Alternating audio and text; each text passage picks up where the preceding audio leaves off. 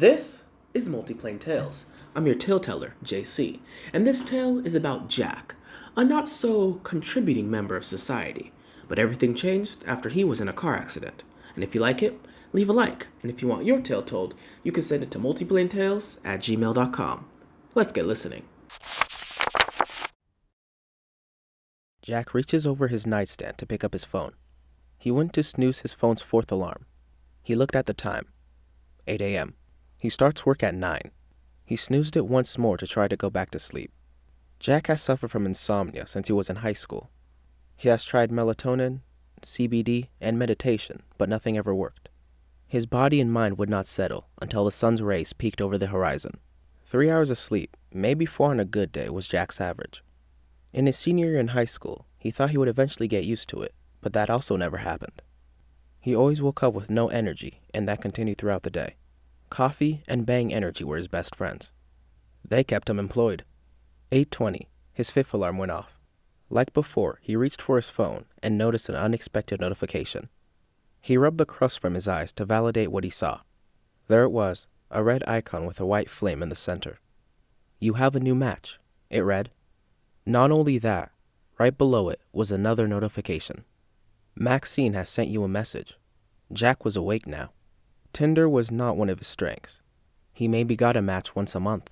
But to get a match and a message sent first was as difficult as finding a needle in a landfill. Before he opened it, he got out of bed and went to the bathroom to complete his morning routine. He at least had to brush his teeth and shower before opening up that notification. 100% of his brain had to be working in hopes of receiving a text back from Maxine. He finished as quickly as he could. At 8:35, he stepped out of the shower. He hung his towel and stared at himself in the mirror. You got this," he whispered. He unlocked his phone and clicked on the notification. The app was taking a little longer than normal to load.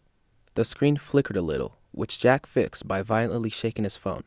He thought that was a little weird, as it had never done that before, but he overlooked it. His heart rate increased as the app loaded his messages. Before even looking at what Maxine had sent, he went through her profile. There were 4 pictures of her. The first one was of her at a bar with a birthday sash around her. From the pictures, he had guessed she was taller than him. A Caucasian woman with short, curly silver hair that reached her shoulders. She had dark green eyes with some freckles across her cheeks. She also wore glasses, a secret weakness for Jack. Her bio read, "I enjoy a good book in the shade on a beautiful day. Who's your favorite author? Looking for the one. No one-night stands or pics. Take me on a coffee date or something." The other pictures were of her doing various activities. Hanging out with her friends at the beach, her setting up a tent, and one staring directly at a camera motionless. He focused on that one. It was strange, but it was also flattering. Yet he had never seen someone with such a blank expression on Tinder. What also caught his eye was the emblem on a shirt she had on. It looked like it was from a game he loved playing. For a split moment, he thought he saw it move around her. The phone screen flickered yet again. He shook it and the picture returned to normal. Blaming his lack of sleep, he went to his messages to see what she had sent.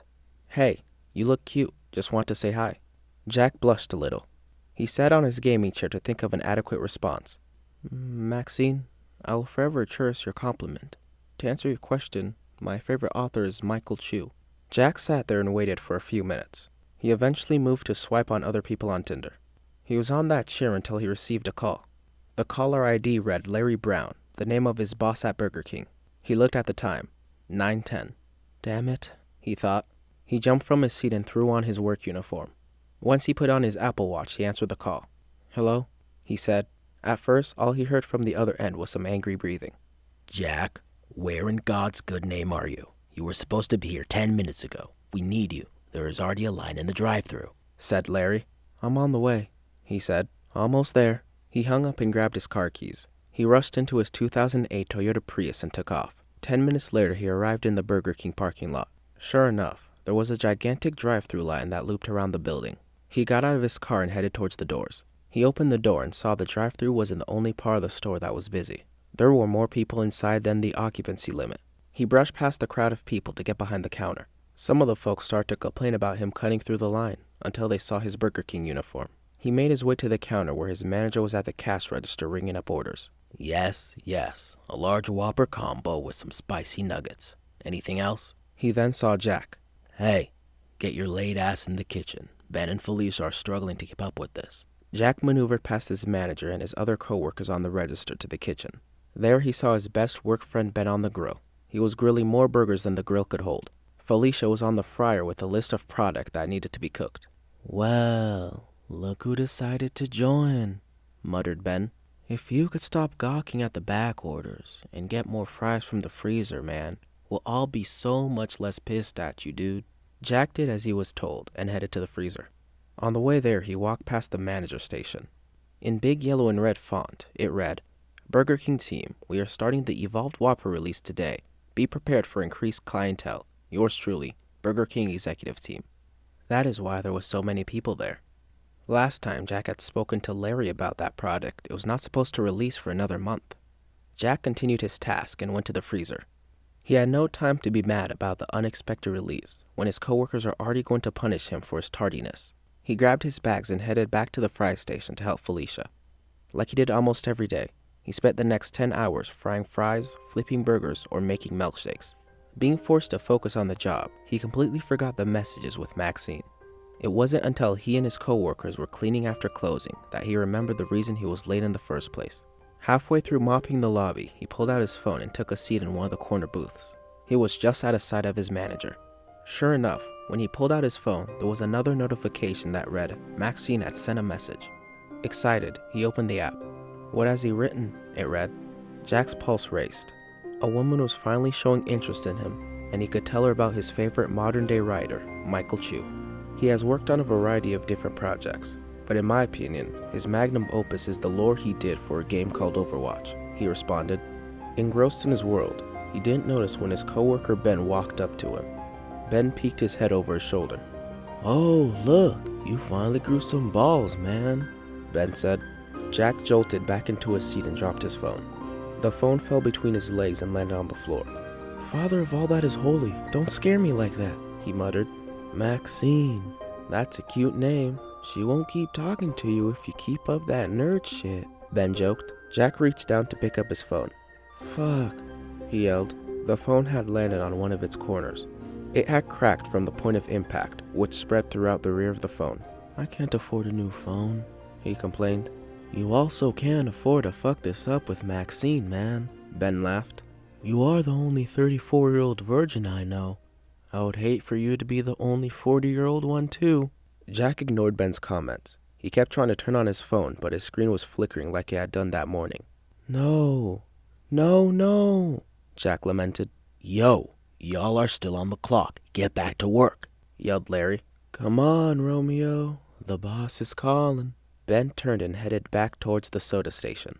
Jack spent the next few minutes hitting his phone in the palm of his hands. The screen kept flickering with no sign of improvement. Come on, he pleaded. "Jack, you are already late today. Now do your job, or you soon won't have a job," Larry yelled. Jack slipped his phone back into his pocket to finish his tasks. While cleaning, he could hear Ben tell Felicia about Maxine. Ben was now scraping the grill, while Felicia donned her burn-proof getup to change the oil in the deep fryer. "You think it will lead to anything?" Felicia asked. "I think if he talks more like a medieval knight, he'll have a better chance," Ben joked. "Stop being mean. You never know. That just might be exactly what she's into." "Wanna bet on that, dude?" Ben proposed. "I don't got that type of money to throw around." "Okay, man. Okay. How about I'll work the extra shifts next week if they go out, and you do if they don't." "That is something I can do." She smiled as she offered her oil-drenched gloved hand. "No handshakes, dude. Our word is good enough." Jack dumped his mop bucket in the back and prepped to go. He was slightly annoyed by the bet, but he knew their stupidity would not affect his chances. He went to the cubbies to grab the rest of his stuff. Felicia appeared behind him. "Hey, just don't be too direct, okay? Good luck. I believe in you." She awkwardly patted him on the shoulder before she turned and left. He again tried to turn his phone back on, but nothing had changed. Frustrated, he left the Burger Kingdom without saying goodbye to his associates. Once he got in his car, he instinctively plugged his phone in. He took a minute to collect his thoughts. A lot had happened that day. The excitement was now taking its toll on his mental state. He was feeling exhausted. He left for the highway. He switched to his usual station, 106.8 Smooth Jazz Radio.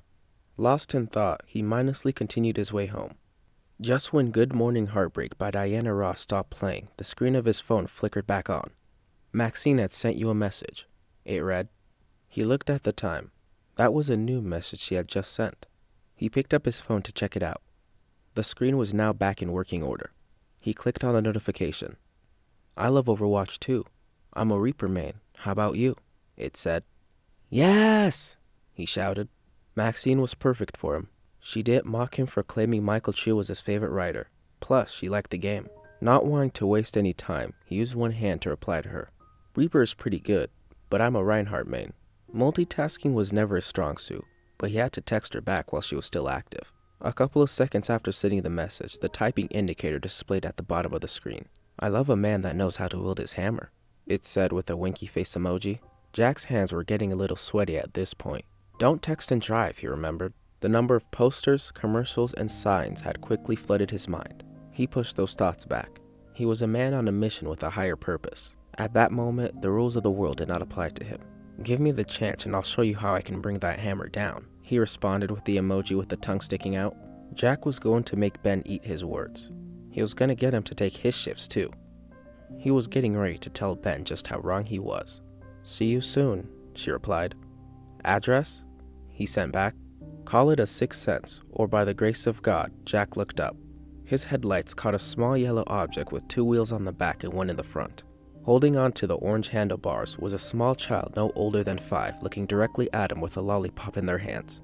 They were a good distance away from him, but that distance was closing in fast. He honked his horn again and again. Even if the child did move, it couldn't move fast enough for him to avoid it. His phone vibrated once more. Maxine had sent a message. Even in this predicament, he took the time to glance at his device, the winky face emoji. That is all she sent. He soon heard the child start to scream. He looked back up. The kid was now too close to move away in time. Jack jolted the steering wheel to the right. The car reacted quick enough and avoided the child. At the speed he was going, all traction was gone. He tried to correct the wheel, but the car spun in a circle. He hit his head on the wheel in all the commotion. With no sense of direction, he turned the wheel the other way. The car's tires stopped spinning wildly. The momentum caused him to hit his head on the door frame. Confusing the gas pedal for the brake, he accelerated the vehicle. Now in a dazed state, he lost all sense of control. He veered off the side of the road into a grove of trees. He zoomed right by one, just missed another. His phone lit up and vibrated with a new notification. This time, both hands were on the wheel fighting for survival. Jack made it out of those trees back to the road, fear and adrenaline coursing through his being. Still being controlled by his other head, he picked up his phone. Can't wait, the message read. He put his phone down by his side. Looking back at the road, a giant brown 4-legged beast jumped into his path. The creature looked at him and froze. He could recognize those antlers anywhere. Then, darkness. Only pain. Where did it start? The dismantlement of cells. Atoms splitting repeatedly. Where did it end?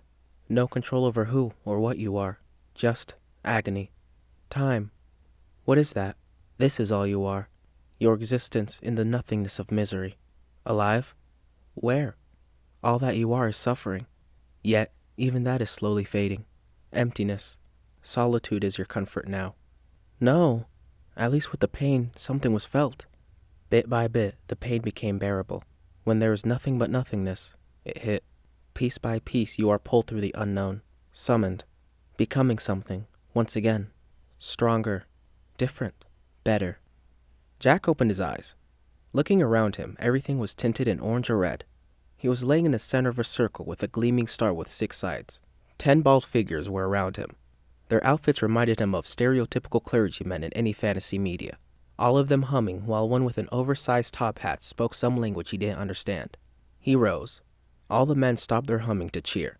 The hack clergyman reached the crescendo of his speech. Jack yelled at the man, but they all looked confused. Some of them tried to respond. No luck. He could not pinpoint for the life of him the language they were speaking. He decided to approach the top hat man. He lunged at him only to immediately pull back. His hand was a little scorched. He cautiously approached the figure. The closer he got, the more unbearable the heat became. Flames. He was surrounded by a wall of fire. He backtracked to the center of the circle. He sat down crisscross applesauce style. Soon, Top Hat finished chanting. The wall of flames sank to the ground, and with that, the circle had ceased its glowing. The hat guy approached him. He started talking to him. It wasn't long before he realized that Jack didn't understand him. He looked annoyed before giving him the universal signal to wait. He turned and went into a door that had been behind the shrine. Jack's perception of time was still a bit discombobulated from his weird vision, so he wasn't sure how long it took for him to return. It was a little awkward. The other bald guys whispered to each other while staring at him. They no longer tried to interact with him, and Jack did the same. Eventually, Hatman returned, followed by a stunning sight. The guy pointed at him and talked to the new figure. She clapped her hands. All the men stood upright, hushed their tones, and left the way the top man had come in, including Top Hat Guy. She looked at him from head to toe, like she was inspecting a new car. She was at least 7 feet. She had long silver hair that reached the floor, and piercing red eyes that penetrated his soul. A single horn that rested at the center of her forehead that split into 2 ends. Voluptuous.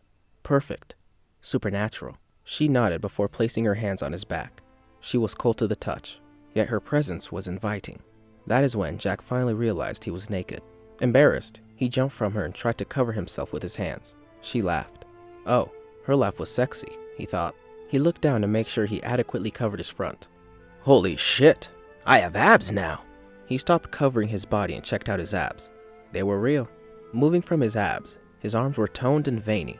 He could distinguish his triceps. His man boobs had turned to pecs. His calf muscles had muscles. Amidst his self-admiration, 2 arms wrapped around his body from behind. He could feel her softly breathing by his ear, her chest pressed up against his back. Did he get taller, or did she shrink? That idea quickly left his mind as she continued to fill him up. His face reddened. He stood as still as a tree, not knowing what to do. She started whispering in his ear. He didn't understand any of it, but he loved it. She turned him around. They are now the same height. She stared deeply into his eyes. Her right hand made its way to his neck. Her grip squeezed the sides of it. She dug her sharp nails into him ever so slightly. Not enough to be concerning, but enough to draw blood. Jack stood there and let it happen. She dug her nails a little deeper. He let out a squeal. She pulled back to admire her work. She got closer to his neck. He felt the warmth of her tongue clean up her mess. A warm chill spread throughout his body. Not being able to control it, he moaned. He heard her laugh before she pulled his head back to eye level. She used her left hand to brush his hair behind his ear. Her right hand was caressing his cheek. Her lips were bloodied, but that didn't worry him. She took her left hand and gently closed his eyes. He was pulled forward. His lips met hers. He could have stayed like that for eternity. The warmth of her lips was only complemented by the coolness of his blood. His neck warmed up. Jack reacted to her kiss by pulling her deeper into him. The more passionate they got, the hotter his neck grew. Still with his eyes closed, he thought she had her hands wrapped around his neck until it became unbearable. He pulled back from her. He opened his eyes to see her smiling sweetly at him. "Can you understand me now?" she said. He grabbed his neck. Something had materialized around it. "You are now mine." Is that a collar? Asked Jack. "Yes. I cannot have you forget your place, my pet." Who are you? "I am Demon Queen Maxine Maru, and you are now Lotan, servant of Maru." Maxine? "Yes, but my priests were the ones who interacted with you till the summoning." But why? "I want you by my side." Oh, of course. "But I need your help." Whatever you need, Maxine." "I cannot claim a mate till all the shards of Alpheum are back in my possession. They lay strewn across the material plane, which I am banished from." Why? "Mortals fear power which they do not understand." Makes sense. "Will you help me?" Oh yeah. She excitedly clapped her hands. "Great. It will be hard, but with the abilities I'll grant you, I believe you will prevail." I will prevail. "Even with my powers, you will need help. Who? Those who can help you will be in the City of Brass, but this is our little secret. Okay? I will not tell a soul. Unless I tell you. Unless you tell me. Are you ready? Send me. Close your eyes. The City of Brass awaits." Thanks for listening to this episode of Multiplane Tales. If you enjoyed it, why not check out our other episodes? But if you want the latest episode, check out your preferred podcasting platform like Spotify or Apple Podcast. But if you want your tale told, you can send it to multiplanetales@gmail.com. Again, thanks for listening, and let's get listening.